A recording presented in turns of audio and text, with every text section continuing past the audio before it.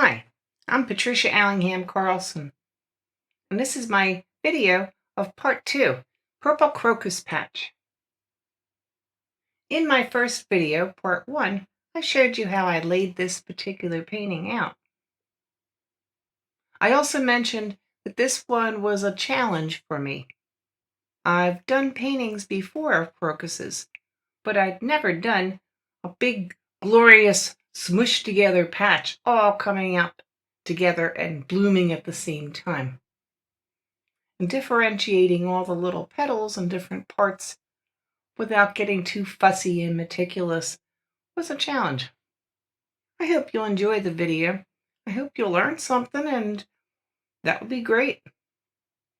Give it a like. Thanks a lot, and now let's paint.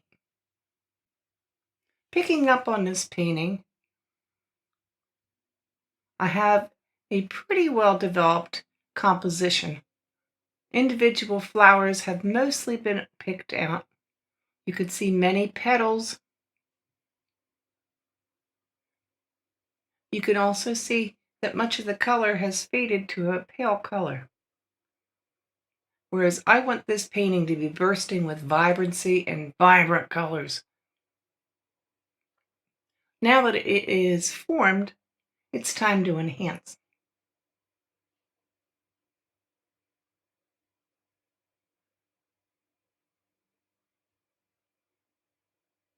Sometimes to form the petals, you have to darken the negative space around them.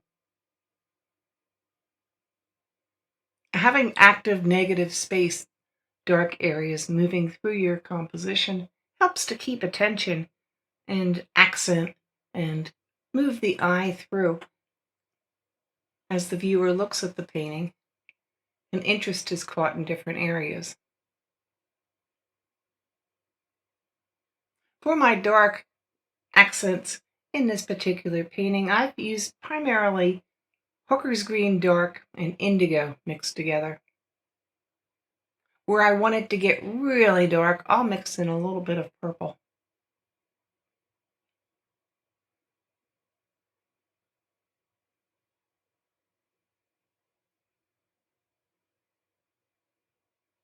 What you're going to see me doing in the next several moments, which actually for me was several hours, is building up glazes of color on individual petals so that they will stand out and be more richly colored. As I do each individual petal, I'm trying to retain the form of it. The form being a cupped petal that is going to be darker at the base where it's attached to the other petals, moving outward and then curling at the edge. And the edge is where it's going to be the lightest. Taking a little break from the petals, I've removed my last masking from the flowers and I'm painting in the stamens. The stamens of these crocuses are brilliantly colored. They go in tone from yellow to almost carnelian. And there'll be a nice little pop of color when compared to the purples and the red purples of this painting.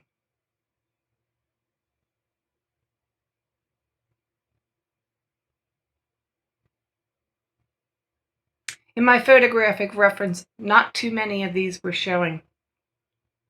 And I decided that was probably appropriate because if they were brilliantly orangey, carnelian all over the place, it might be too much.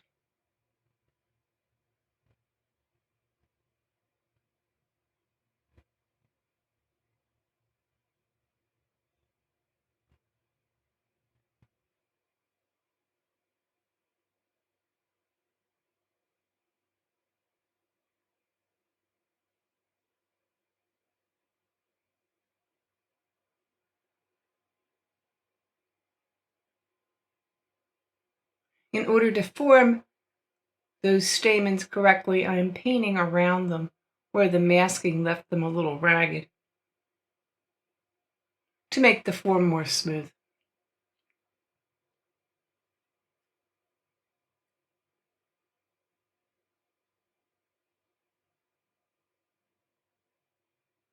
And now I'm building up more color.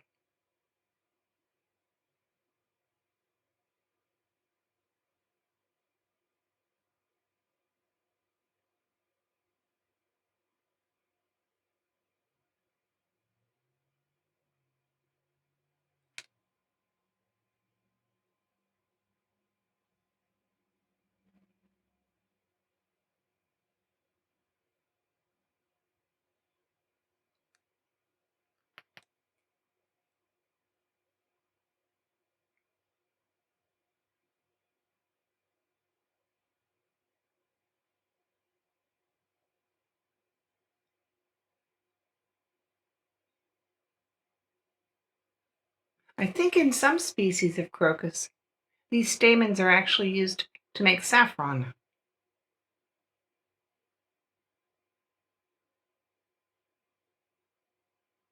I haven't cooked much with saffron, but it's certainly a glorious color.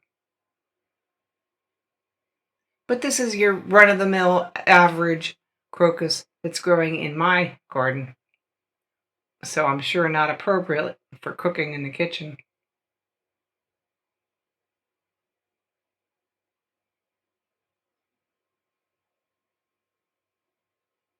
And so I'm going around and visiting these different little clusters of stamens in the middle of the flowers where they show, adding their color, which is somewhat diverse,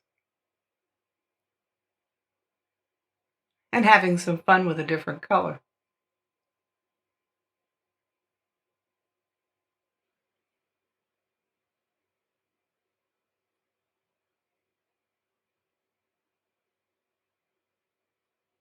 I'm going back around the individual petals in some cases and removing color at the edge. This is to make these petals stand out in the proper form against the rest of the clump.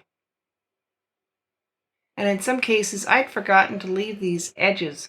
The edges of the flower are frequently the lightest color, and they provide the form and how the flower comes together in a way that makes it easy for the eye to understand. It's an important part, and every flower doesn't have to have this. But if you look at the next flowers bunch that you are painting, you'll probably see that a lot of the edges of petals are light.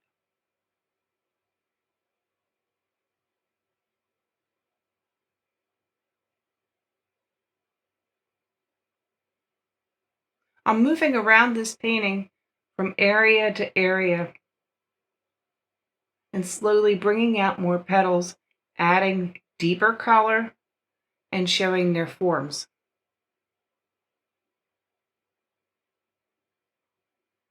During the process of working on this painting, I noticed many of my flowers were so distorted, they didn't even look like crocuses anymore. And this is largely a result of them being all mushed together and not even having the room to show all their petals. So I decided not to worry about it, instead of trying to reform them all. There are some many mushy crocuses in this bunch, and that's okay by me.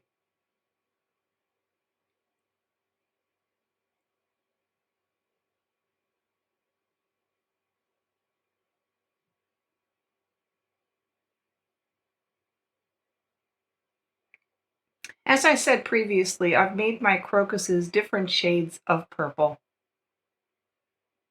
I've added a lot more magenta to some of the flowers, and I've added a lot more blue, even cobalt blue, to some of the flowers. I've used several different shades of purple and violet, including Windsor violet, quinacridone magenta, quinacridone violet, And I've mixed the colors in my palette as well as right directly on my paper. At this point, I'm not working as wet on wet, but I'm using small pools of color and filling in the petals so that they'll get more vividly colored with each glaze that I apply.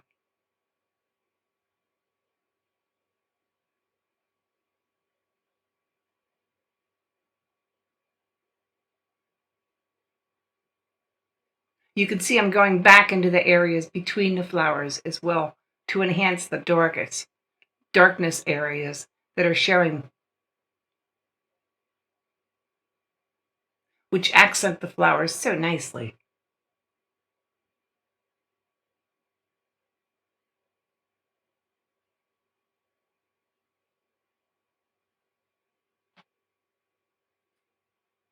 Reaching the background, I've moved from flower clump to flower clump and outward.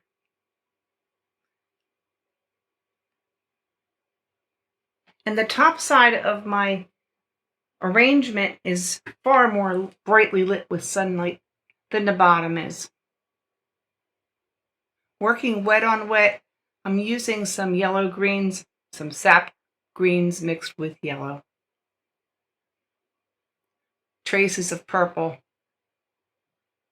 to suggest blades of grass that are bleached out by the sun. And blurry, because I don't think they're an important thing to add to this background. This painting's about the flowers.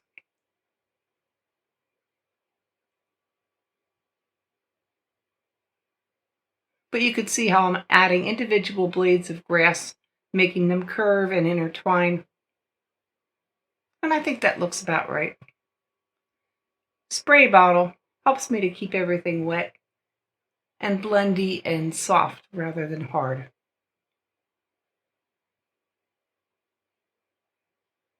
I'm removing the last bits of masking from the leaves of the crocuses now. And these were mostly a brilliant springtime yellow. Yellow-green. I used viridian green mixed with a bright cadmium yellow to paint in most of these. I started with the yellow and then brought the greens in on top.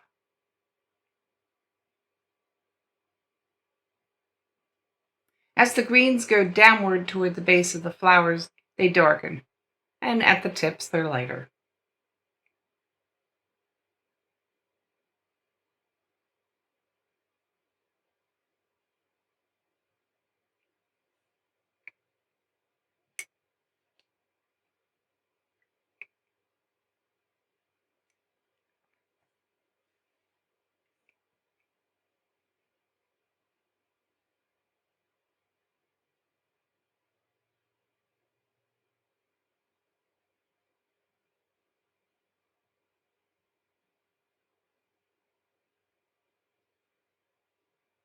Again, I'm going around the edges of these masked leaves to clean them up, because masking fluid sometimes leaves raggedy edges.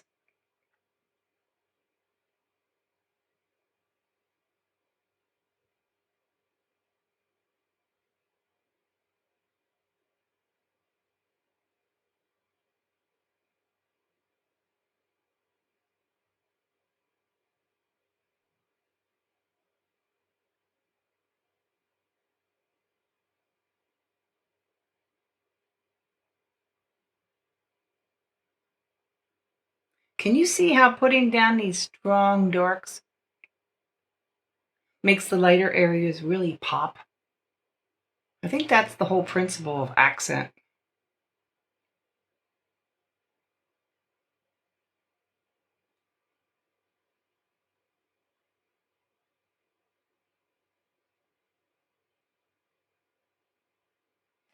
Continuing to work around the painting with my various shades of green, tweaking them carefully, adjusting them carefully so they look right in the composition.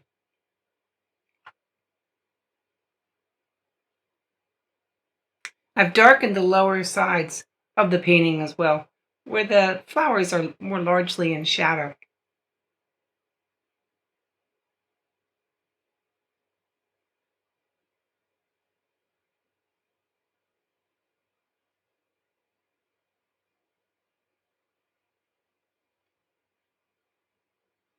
And I'm doing a little sheeting on where the crocus leaves are coming out of the patch and into the sunlight.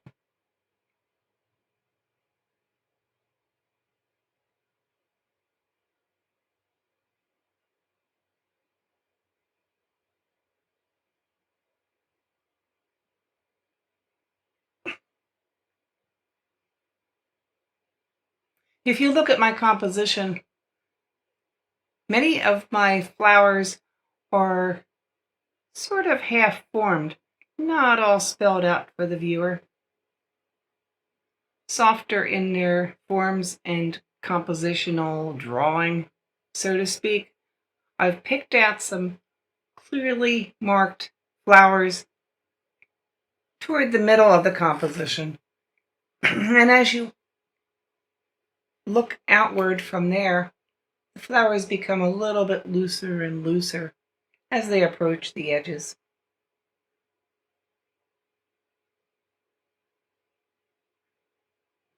This seemed to be what was called for this composition. So that was my approach anyway.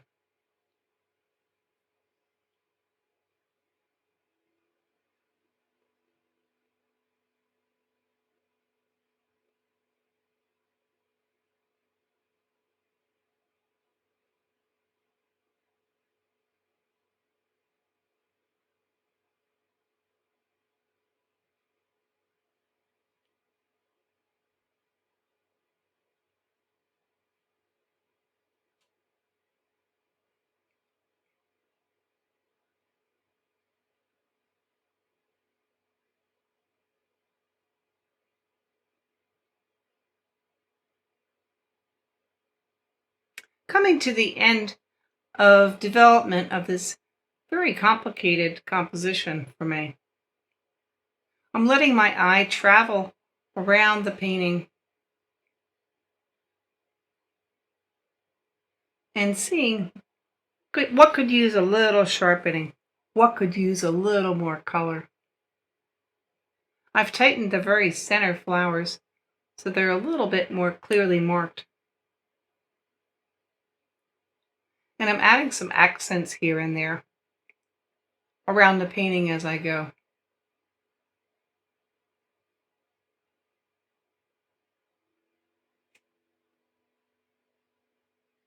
How do you decide when a painting's done? I know I did a whole video on this, if you want to check it out for the future. But one of the main ways is just to get away from the painting for a minute.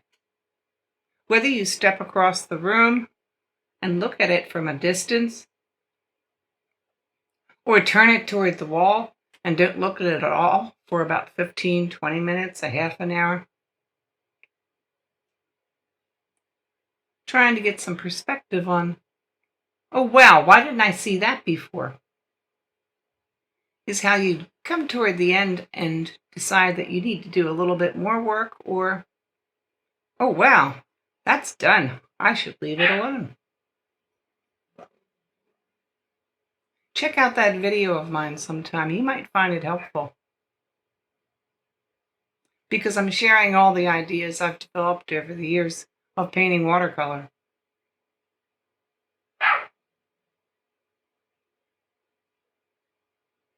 I hear my little dog barking. She probably wants me to come out and play with her.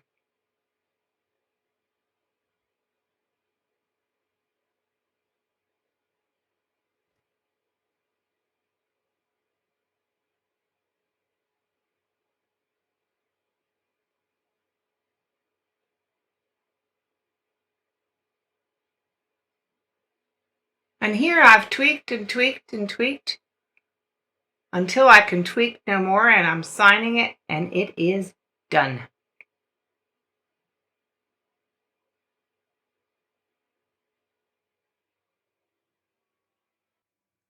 Purple Crocus Patch. I hope you enjoyed my video. For this painting, I decided to paint something I really love, which is beautiful, fresh springtime flowers. I also was taking on a challenge because I'd never done a huge clump like this before. So I learned a lot and had an interesting time of it to boot. Thanks for watching. I hope you learned something too. Please give it a thumbs up, and you can subscribe below at the links. That helps a lot, so thank you. There's more links below that you can check out too, and you might find some of them interesting or helpful to you. If you have any questions, please share them in the comments section below. I'd love to hear what you think, and I'll be happy to try to answer as many questions as I can. Your responses are helpful to me. Thank you. Now you have a nice day, and enjoy some spring flowers if you can, and I'll see you next video.